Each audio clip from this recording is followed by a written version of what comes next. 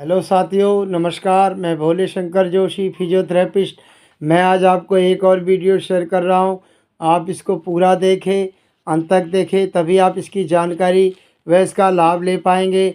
साथियों, मेरे टॉपिक का नाम है फिजियोथेरेपी के पेशी पुनर्शिक्षा के तरीके की सीमाएँ और कुछ जानकारी शॉर्टकट में बता रहा हूँ।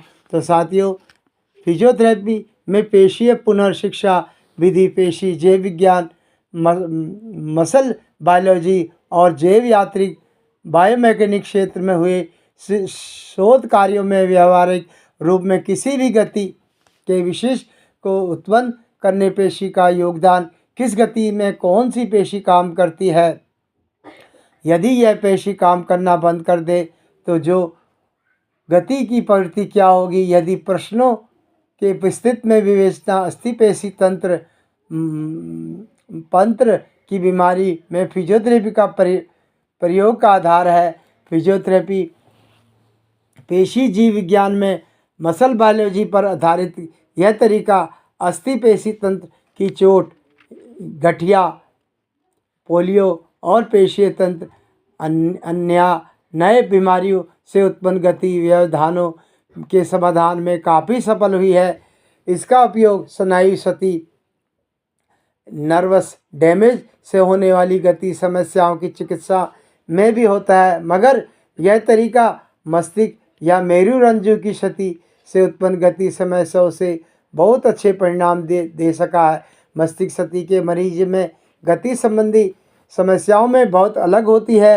हालांकि इन मरीजों में शारीरिक गति पर ऐच्छिक नियंत्रण नहीं होता, मगर इनकी पेशियों में संकुचन भी नहीं कहा जा सकता। मस्तिष्क क्षति के मरीजों के प्रभावित लकवाग्रस्त भाग पेशियों में संकुचन होना और कई बार यह इतना शक्तिशाली होता है कि इससे उत्पन्न बल मरीज को संभालने वाले पर भी भारी पड़ता है, मगर अधिकांश समय रोगी अपने आप कोई भी सार्थक हरकत करने में असमर्थ होता है। उदाहरण स्वरूप, अधरंग का मरीज कई बार बिस्तर पैर आगे पीछे कर लेता है, मगर चलते समय एक कदम भी आगे नहीं बढ़ा सकता है।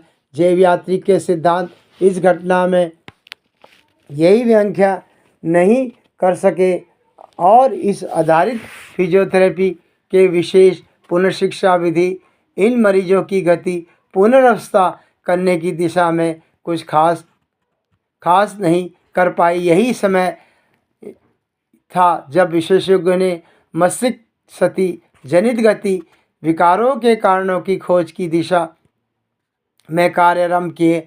उन्होंने गति नियंत्रण पर अब तक शोध कार्यों का गहन अध्ययन किया। गति संबंधी इन शोध का मुख्य विषय था कि आखिर मस्तिष्क गति में के संकेत कैसे जारी करता है और क्या इन गति को संकेतों के निर्माण पर ऐच्छिक नियंत्रण स्थापित किया जा सकता है।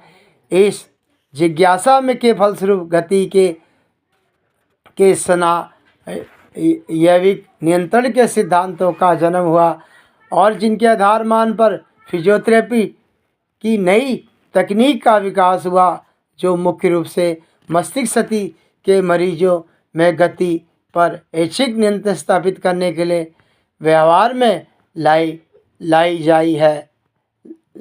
गई है। तो साथियों, ये वीडियो मैंने आपको शेयर करी, आपको कमेंट करी। आप ज़रूरतमंद लोगों को शेयर करें, कमेंट करें। जो नए हैं वह लाइक सब्सक्राइबर करें। इसी प्रकार की साथियों, मैं आपको आगे भी वीडियो शेयर करता रहूँगा। ज़्यादा ना बोल के मैं अपनी बात को यहीं विराम कर रहा हूँ। नेक्स्ट टॉपिक में फिर मिलेंगे, तब तक के लिए साथियों धन्यवाद।